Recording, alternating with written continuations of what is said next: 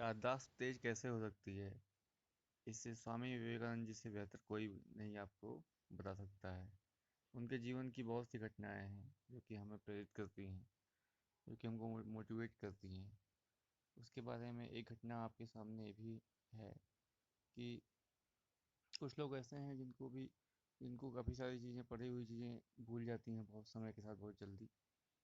और कुछ ऐसा इसलिए होता है कि उनका मन एकाग्र उतना होता नहीं है।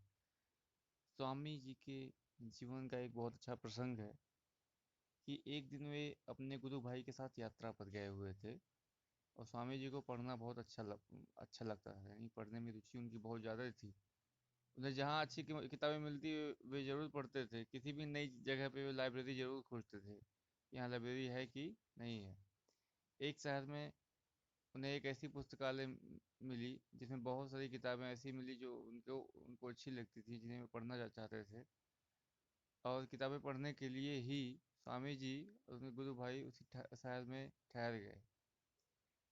गुरु भाई उन्हें लाइब्रेरी से संस्कृत और अंग्रेजी की नई नई किताबें लाकर देते थे। स्वामी जी उन किताबों को पढ़कर एक ही दिन में वापस लौटा देते थे। कई दिनों तक ऐसा ही चलता रहा। लाइब्रेरियन जो था वह हैरान था।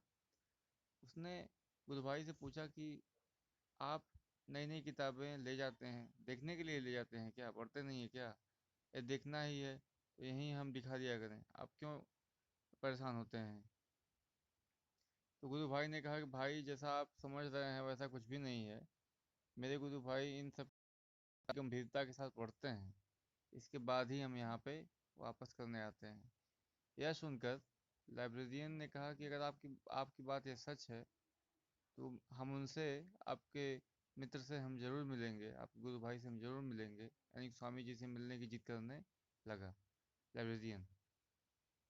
अगले दिन गुरु भाई स्वामी जी को लेकर लेकर के लाइब्रेरी पहुंचे। स्वामी जी ने लाइब्रेरियन से कहा कि महाशय, आप हैरान ना होइए, मैंने न केवल इन किताबों को पढ़ा है बल्कि मुझे सब याद भी है।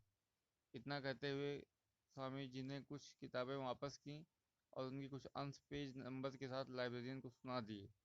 लाइब्रेरियन दंग रह गया, चकित रह गया। उसने स्वामी जी से इसका रहस्य पूछा।